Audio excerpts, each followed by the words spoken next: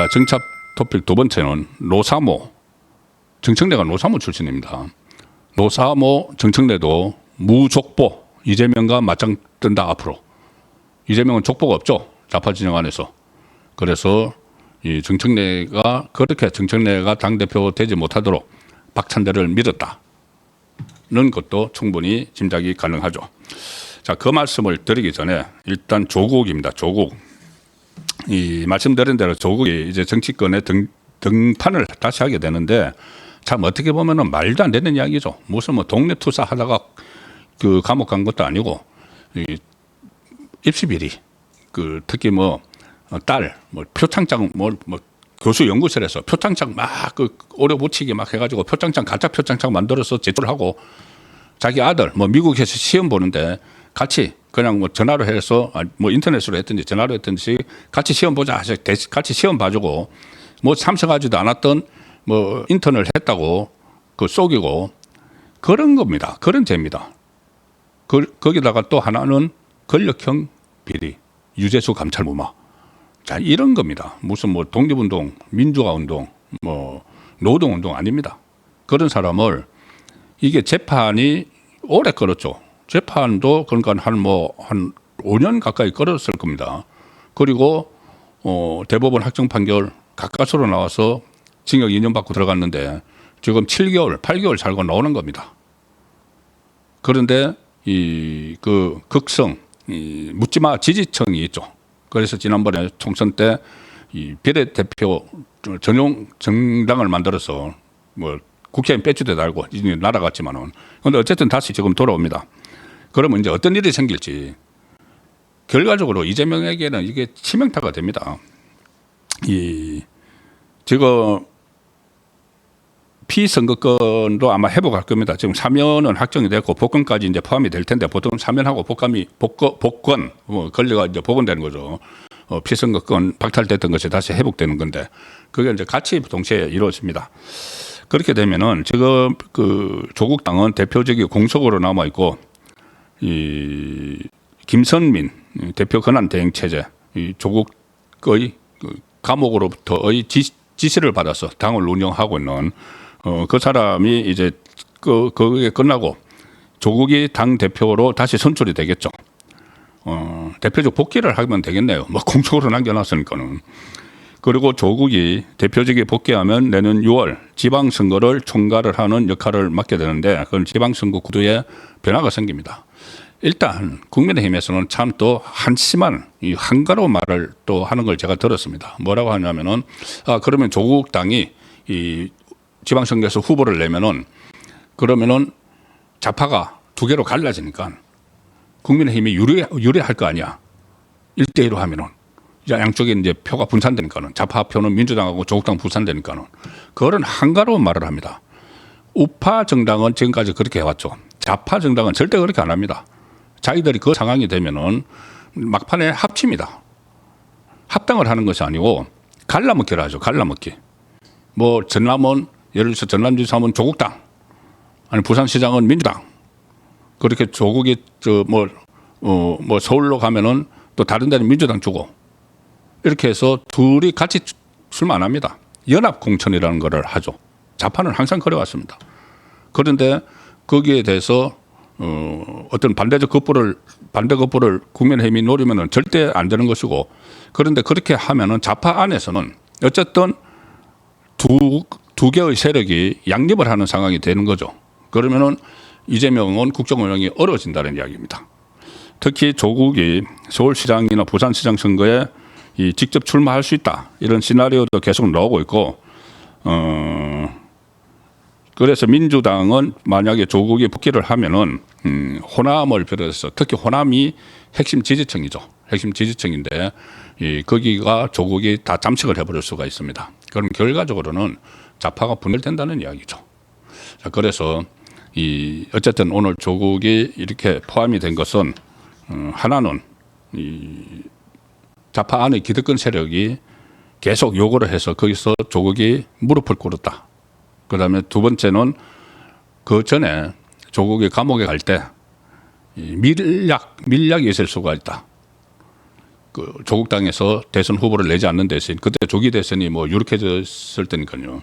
후보를 내지 않는 대신 이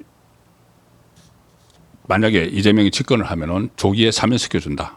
이제 그런 것도 겹쳐서 울며 겨자 먹기로 조국을 사면을 했다. 이렇게 볼 수가 있습니다. 자, 그러면 오늘 사면이 되지 않은 그 이화영, 송영길 어떨 것인가? 송영길은 조금 다를 수는 있습니다. 송영길은 뭐 원래는 송영길이 이번에 자기 사면 복권 시켜주면은 인천 계양을 지금 비어 있죠. 이재명이 송영길한테 물려받았던 지역구 인천 계양을에 이재명이 거기서 방탄복을 입고 있다가 이제 뭐 집권을 하면서 그 국회의원직을 내려놨기 때문에 거기 비어 있죠. 이게 원래 송영길 지역구죠. 그 송영길을 사면 복권해주면 송영길이 거기 다시 들어가려고 하는 꿈도 있었는데 일단 그거는 무산됐습니다. 아마 정치적으로 뭔가 서로 이제 안 맞는 게 있을지 모르는데 어쨌든 그건 별로 큰 관심이 아니고 이재명에게 직접 타격이 갈 만한 그런 게 송영길도 가지고 있을 수가 있지만 그걸 지금 터뜨리지는 않겠죠. 자기는 이제 다음에 또 사면 된다고 생각을 하니까는. 문제는 이화영입니다. 이화영은 지금 법무부 심사 명단에서 아예 제외가 돼버렸는데 이재명이 취임하고 나서 가장 먼저 사면을 해달라고 공개적으로 요구했던 인물이 바로 이화영이죠. 이화영이 그때 SNS에 글을 올려서 자기하고 이화영 본인 스스로 본인하고 그다음에 조국하고 송영길하고 이 세 사람은 검찰이 사건을 조작을 해서 우리가 억울한 옥살이를 하고 있으니까 우리를 풀어줘야 된다. 사면을 해야 된다. 이 본인이 직접 제일 먼저 요구를 했습니다. 그리고 그 전에 자기 면회를 온 민주당 의원들에게 나는 이재명을 대신해서 옥살이를 하고 있다는 식으로 또 이야기를 했죠. 자, 그러면 본인은 당연히 이 사면이 될 걸로 그 확신을 하고 있었는데 그 사면이 될 걸로 믿고 있었는데 이번에 빠져버린 겁니다. 빠지면은 이재명은 이제 뺀 이유가 뭐 크게 보면 두 가지겠죠. 하나는 다른 재판이 하나 진행 중인 게 있고 또 다른 하나는 본인이 이화영을 사면을 하면은 너무 낯간지럽죠. 공범관계 아닙니까? 공범관계로 재판을 받고 있지 않습니까? 이재명은 뭐 재판 중단해서 빠졌지만은 뭐 공범에 대해서 사면을 해주면은 이건 공범이라는 거 인정을 하는 거죠. 그래서 못 해줬는데 그러면 이화영 입장에서는 굉장히 지금 분하고 분통 터지고 부글부글 끓죠. 왜냐하면은 이재명의 대북 선거과 관련된 그 문제하고 또 본인의 개인적인 뇌물 사건으로 대법원에서 7년 8개월 확정 판결을 받아서 감옥에 살고 있습니다. 그런데 이재명이 빠진 이 재판, 대북 송금 재판, 이게 지금 진행이 돼서 선고를 받으면 이재명은 빠지고 자기만 선고 받으면은 이거는 북한에 100억 원 이상의 뇌물을 준 특가법 사건이기 때문에 징역 10년 이상이 나옵니다. 그럼 이재명은 평생 감옥에 있어야 되는 상황까지 가죠. 그런데 자기는 그렇게 김성태하고 해서 북한에 돈을 보낸 것이 이재명을 위해서죠. 그런데 이재명은 싹 빠지고 자기는 평생 감옥에서 있어야 된다. 그러면 누가 가만히 있겠습니까? 그러면은 폭로를 해야죠. 이재명에게 대북 송금 사실을 보고를 했다. 그전에 한번 그 진술을 했었죠. 보고를 했다. 그리고 이재명으로부터 지시도 받았다. 이렇게 자기가 법원에서 진술을 해야지 자기 죄가 가벼워지는 겁니다. 주범이 이재명이 되는 거죠. 나는 그냥 경기도지사 이재명을 위해서 일했을 뿐이다. 이재명도 다 알고 있다. 이렇게 하면은 이재명이 주범이 되고 자기 죄는 가벼워지죠. 그래서 이제 그런 폭로가 나올 가능성이 다시 제기가 되고 있습니다. 이 사면에서 빠졌기 때문에. 그래서 이게 지금 8월 위기설을 제가 이재명 8월 위기설을 말씀드리면서 배상윤 KH 전 회장 해외 도피 중인 뭐 귀국하면은 대북 송금 사건이 다시 이슈로 부각이 된다고 했는데 이슈로 부각이 됐을 때 이화영의 입이 지금 사면이 안 된 이 상황에서는 달라질 수가 있다는 것은 충분히 저희들이 예상을 할 수 있는 상황이죠. 자, 그리고 이재명은 지금 좌파에서 계속 이렇게 고립이 됩니다. 이번에 조국을 사면을 한 것도 고립되지 않기 위해서 좌파 기득권층의 집중적인 요구에 응한 거죠. 그래도 고립이 됩니다. 이미 이 대표 경선에서 김어준하고 대리전을 펼쳤는데 결국은 김어준이 지원을 한 정청래가 대표가 돼버렸죠. 그리고 본인이 밀었던 박찬대는 떨어졌습니다. 그런데 그렇게 돼서 대표가 된 정청래가 이재명과 앞으로 이제 대립각을 세울 걸로 벌써 본인이 선전포고 비슷하게 했습니다. 사실상 정청래가 이재명에게 선전포고를 했습니다. 뭐냐 하면은 결정적으로 강선우 전 여가부 장관 후보자 문제죠. 강선우를 어쨌든 이재명이 자기 지지율이 떨어지니까 강선우 때문에 떨어지니까 강선우를 강제로 사퇴를 시켰는데 김어준하고 이 정청래가 강선우를 감쌌죠. 그 사퇴를 시키고 나서도 감쌌습니다. 심지어 이 정청래는 대표로 당선되고 나서 첫 통화로 강선우하고 통화를 하면서 내가 울타리가 되어주겠다. 이재명이 너를 내쳤지만은 내가 너의 울타리가 되어주겠다. 이런 말을 한 거죠. 이건 이재명에 대한 선전포고입니다. 그리고 본인이 당대표가 되지 못하도록 박찬대를 미는 게 노골적이었기 때문에 정청래로서는 이 선전포고를 했다. 그렇게 되면은 결국은 이 정청래도 이재명과 한번 맞짱을 뜨는 그 상황이 충분히 예상이 되는 거죠.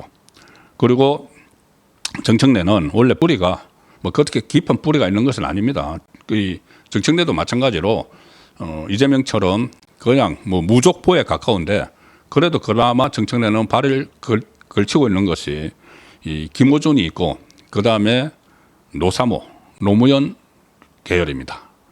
노무현 전 대통령 그 노사모 활동으로 제일 처음에 정청래가 뭐 그때 뭐 하염병 던지고 학교 다닐 때 하염병 던지고 하다가 감옥도 갔다 오고 했는데 무슨 뭐 학원을 했죠. 학원을 하고 하면서 노사모 90년대에 노무현을 사랑하는 모임 그 노사모 회원으로 들어가서 처음에 제도 정치권에 눈을 뜨기 시작을 했고 노무현 정부 때인 참여정부 때 처음 국회의원이 됐습니다.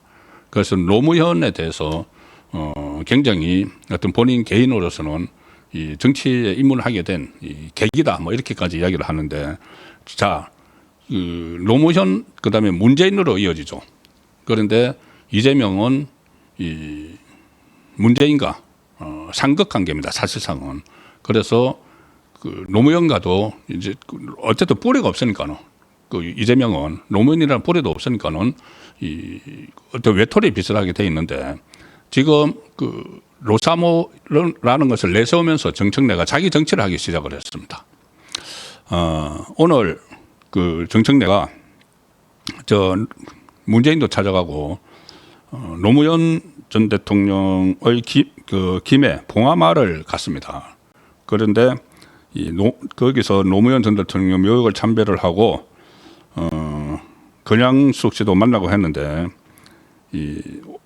여기서 언론 보도에 보면 이렇습니다. 노무현 전 대통령 비서기 쪽 너럭바위 앞에서 참배객 대표로 정청래가 헌화를 하면서 몇 차례 콧물을 훔치며 울먹였다. 방명록에 노무현 대통령님 정청래입니다. 잘하겠습니다. 자 이렇게 했는데 정청래가 오늘 민주당에서 그런 이야기가 나왔습니다. 정청래가 이 최초의 노사모 출신 국회의원이다. 노사모 그때 회원이 굉장히 많았죠. 뭐 100만이 넘었는데 그 평회원을 이야기하는 겁니다. 노사모 중에서도 이제 그 지도자급이 있고 막 있었는데 그냥 자기가 노사모 팬클럽에 가입을 한 그런 그 회원들 중에서 평회원들 중에서 처음으로 국회의원을 단 게 정청래고 또 처음으로 노사모 출신 이 당대표 최초의 노사모 출신 당대표다. 자 그런 의미도 있다고 합니다. 그래서 그 노사모 그러니까 정청래는 그나마 족보가 하나 있죠. 그리고 지금은 이제 김어준이라는 족보도 또 꽤 찼습니다. 그런데 이재명은 거의 그 자판에서 족보가 없다. 그런데 거기서 충분히 이제 맞짱을 떨 수 있다. 이래저래 이재명은 좀 고립이 되는 그런 느낌이 들지 않습니까? 좀 고립이 되고 그러니까는 이 거대한 기득권 세력, 좌파의 기득권 세력이 우리가 사실 너를 대통령 만들었으니까 너는 우리 말을 들어야 돼. 이거죠. 청구서 내미는 것도 민노총이나 이런 데서 막 청구서 내미는 것도 우리가 너를 그 좌파에서 인물이 없어서 너라도 있어서 대통령을 만들었으니까 우리가 하라는 대로 해야 돼. 이겁니다, 지금. 그래서 그것 중에 하나가 오늘 조국 사면도 거기에 포함되는 거죠. 거기다 정청래 뒤에는 이 든든한 백이 하나 생겼죠. 김어준인데 정청래가 이 당선되자마자 이재명은 지금 휴가가 있고 바로 방송국 김어준의 방송국에 가서 이 당선 인사를 하고 김어준에게 하는 거죠. 김어준 그 시청자에게 한다기보다 김어준에게 하는 겁니다. 당선 인사하고 거기서 당무 보고를 하는 앞으로 어떻게 해나가겠다. 뭐 국민의힘을 박살을 내겠다. 막 그렇게 당무 보고를 하니까는 김어준이 그런데 거기서 만약에 다른 민주당 의원들이 반발을 하면 어떡할 거야 하니까는 그때는 뭐 내가 내 뜻대로 하겠다. 이재명이 반대를 하면 어떡할 거야. 국민의힘을 해산시키는 데에서. 그러면 그때는 그때 가서 생각해 보겠다. 이렇게 마치 지침을 받는 듯이 이렇게 설명을 하고 테스트를 받는 듯한 앞으로 당을 어떻게 이끌고 가겠다. 이게 김어준에게 보고를 하고 또 그 테스트를 받는 그런 모습을 보였습니다. 그거 외에도 어제 그 유튜브에서 좀 볼썽사나운 모습들이 굉장히 많았는데 그 소개 드리기도 민망하니까 그건 치우고 또 그 최민희 무슨 뭐 언론 특위 맡은 최민희도 김어준 유튜브에 가서 김어준 그 유튜브에 자주 가죠. 자주 가는데 이번에는 이 김어준의 뭐 뉴스공장에 나와서 자신을 이번에 그 특위를 맡았다. 뭐 이런 또 그 보고도 하고 했습니다. 어쨌든 김어준이 지금 상왕처럼 되고 있는 거죠. 이재명의 상왕 김어준. 근데 김어준은 정청래를 물고 있다. 그러면은 이재명은 점차 고립되는 겁니다.